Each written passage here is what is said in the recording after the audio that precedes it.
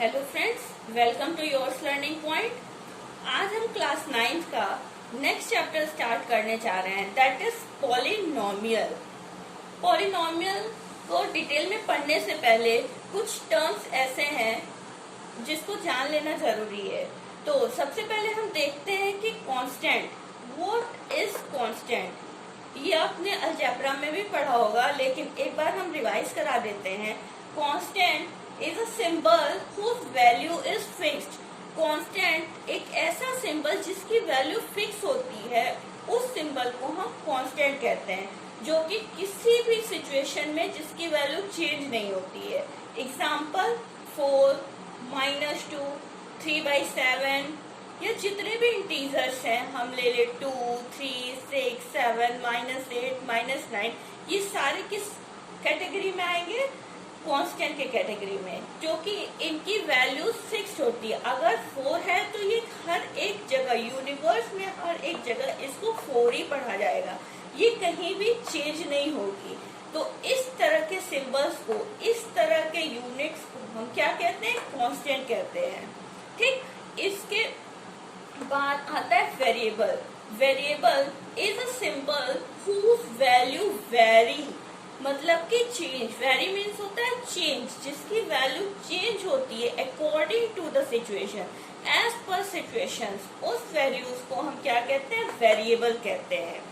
Example c = 2πr, ये आपका circumference of circle हम निकाल रहे हैं। ठीक, सरकमफ्रेंस ऑफ सर्कल निकालने के लिए हर एक जगह पे जो ये आपका r है, रेडियस या तो हम उसको सर्कल पे कॉपी पे ड्रॉ कर रहे हैं, कोई सर्कल, ठीक, 5 सेंटीमीटर का, वही सर्कल कोई बड़े नोटबुक पे ड्रॉ कर रहा है 10 सेंटीमीटर तक का। तो इसमें क्या हो रही है? आर की वैल्यूज चेंज हो रही है अकॉर्डिंग टू द सिचुएशन, कि कितना बड़ा हमें सर्कल की जरूरत है।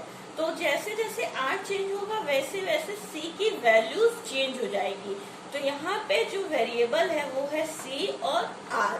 ठीक, और ये जो 2 हर जगह 2 ही रहेगा। और पाई की वैल्यू आप लोगों को पता है, पाई की वैल्यू क्या होती है? 22/7। तो ये भी कांस्टेंट है। 2 और पाई दोनों यहाँ पे कांस्टेंट है, लेकिन आर की वैल्यू चेंज होगी एज पर सिचुएशंस। जैसे ही कोई सर्कल बनाते हैं और जब आर की वैल्यू चेंज होगी उसके अकॉर्डिंग सरकमफ्रेंस की वैल्यू चेंज हो जाएगी। तो इस केस में, इस कंडीशंस में आपका सी और आर दोनों क्या हो जाएगा? वेरिएबल हो जाएगा। एक और एग्जांपल ले लेते हैं। सपोज हमको एरिया ऑफ रेक्टेंगल निकालना है। एरिया ऑफ रेक्टेंगल का फॉर्मूला क्या होता है? Length into breadth. यहाँ पे क्या है आपका एरिया को ए से डिनोट करते हैं और लेंथ को एल से और ब्रेथ को बी से। यहाँ पे एल, बी और ए ये तीनों क्या है? आपका वेरिएबल है, क्योंकि लंबाई चौड़ाई अगर बदल रही है किसी रूम का, किसी हॉल का, किसी मल्टीप्लेक्स का, तो उसके अकॉर्डिंग उसका क्षेत्रफल यानी कि एरिया भी चेंज होता रहेगा। तो यहाँ पे ए, एल और बी तीनों क्या हो जाएगा? वेरिएबल हो जाएगा। ठीक है, इसके बाद हम देखेंगे what is algebraic expression. Algebraic expression किसे कहते हैं? Algebraic expression is a combination of constant and variables connected by the operators like addition, subtraction, multiplication और डिवीजन। हमारे कहने का क्या मतलब है? जो अलजेब्रिक एक्सप्रेशन होता है वो किसका कॉम्बिनेशन होता है? कांस्टेंट और वेरिएबल्स का। और कैसे कनेक्ट होते हैं वो? किसके थ्रू? जो आपको ऑपरेटर्स होता है, जैसे एडिशन हुआ, सब्ट्रैक्शन हुआ या मल्टीप्लिकेशन हुआ या डिवीजन हुआ। एग्जाम्पल देखिए, जैसे कि ये आपका एक पूरा क्या है? ये अलजेब्रिक एक्सप्रेशन है, 2x² + 3x + 4। और ये कितने टर्म है? टर्म जो होता है वो पार्ट जो सेपरेट होता है प्लस साइन से या माइनस साइन से, उसी चीज को हम टर्म्स कहते हैं। टर्म्स काफी इंपॉर्टेंट है, जो कि हम पॉलिनोमियल्स में पढ़ेंगे, इसीलिए इस चीज पे हम फोर्स कर रहे हैं कि टर्म्स के बारे में आप जान लो। टर्म्स मतलब होता है वो पार्ट्स जो प्लस और माइनस साइन या फिर मल्टीप्लाई साइन के से डिफर करते हैं, मतलब सेपरेट होते हैं। जैसे कि 2x² एक टर्म है, 3x एक टर्म है और 4 एक टर्म है। क्लियर? तो इसमें कुल कितने टर्म हुए? 3 टर्म हुए। इस एग्जांपल में कितने टर्म है? 1 टर्म, 2 टर्म, 3 टर्म और 4 टर्म। तो इस एग्जांपल में कितने हुए? 4 टर्म हुए। ये आपका जो कॉम्बिनेशन है, कॉम्बिनेशन ऑफ टर्म्स हो जाता है आपका अलजेब्रिक एक्सप्रेशन। और ये जो सेपरेट होता है इनको हम क्या कहते हैं? टर्म्स के नाम से जानते हैं। क्लियर? अब इसके बाद हम देखेंगे कि पॉलिनोमियल क्या होता है। चलिए अब हम टॉपिक पे आते हैं, दैट इज पॉलिनोमियल। पॉलिनोमियल क्या होता है? पॉलिनोमियल वो अलजेब्रिक एक्सप्रेशन होता है जिसमें वेरिएबल्स के कुछ नॉन नेगेटिव इंटीग्रल पावर होते हैं। Non negative integral power means कि वो पावर जो नेगेटिव ना हो। जब नेगेटिव नहीं होते हैं तो उन्हीं टर्म्स को हम क्या कहते हैं? पॉलिनोमियल्स कहते हैं। वो अलजेब्रिक एक्सप्रेशन, ठीक? आपको आएगा कि क्या पॉलिनोमियल अलजेब्रिक एक्सप्रेशन है? तो yes, polynomial is also a type of algebraic expression, लेकिन it is that type of expressions in which variables are non-negative integral power, जिसके जो पावर होते हैं वो नॉन नेगेटिव होते हैं, जो कि नेगेटिव नहीं होते हैं। जैसे कि 4 + 2x² + 3x या 5x² + 3x + 4, या फिर जैसा दो हम प्रीवियस एग्जांपल्स में अलजेब्रिक एक्सप्रेशंस में देख लिए, वो सारे पॉलिनोमियल्स में ही आते हैं। ठीक? पॉलिनोमियल्स में एक कॉन्सेप्ट आता है कोफिशिएंट का। कोफिशिएंट पूछता है कि कोफिशिएंट क्या है इसके वेरिएबल्स का। तो कोफिशिएंट वो होता है जो कांस्टेंट अटैच होता है टू द वेरिएबल। जो कांस्टेंट क्या हमने डेफिनेशन क्या बताया था कि जिसकी वैल्यू चेंज नहीं होती है। ओके, जिसकी वैल्यू चेंज नहीं होती है उसे हम कांस्टेंट कहते हैं। तो जो वेरिएबल के साथ जो कांस्टेंट जुड़ा होता है वही क्या होता है? कोफिशिएंट ऑफ दैट टर्म हो जाता है। जैसे कि इसमें जो है आपका वेरिएबल क्या है? x² के साथ क्या कोफिशिएंट जुड़ा हुआ है? 2। सॉरी, यहाँ पे 4 ना होके यहाँ पे क्या होगा आपका? 2। ठीक? और x के साथ इसका क्या कोफिशिएंट जुड़ा है? 3। x के साथ क्या जुड़ा है? 3। तो इसका कोफिशिएंट क्या हो जाएगा? 3। ओके, चलिए नेक्स्ट हम डिग्री ऑफ पॉलिनोमियल देख लेते हैं। ठीक? बच्चे कोफिशिएंट और डिग्रीज में कंफ्यूज होते हैं, तो कंफ्यूज होने की जरूरत नहीं है। हमने बताया कोफिशिएंट क्या होता है? जो वेरिएबल के साथ जो कांस्टेंट जुड़ा होता है। और डिग्री क्या होता है? डिग्री होता है highest power of the variable. जो हाईएस्ट पावर होता है उस एक्सप्रेशन में वेरिएबल का, उसे ही हम क्या कहते हैं? डिग्री कहते हैं। क्लियर? जो डिग्री होती है वो हाईएस्ट पावर होती है। और कोफिशिएंट क्या होती है? कोफिशिएंट आपकी होती है constant attach to the variable.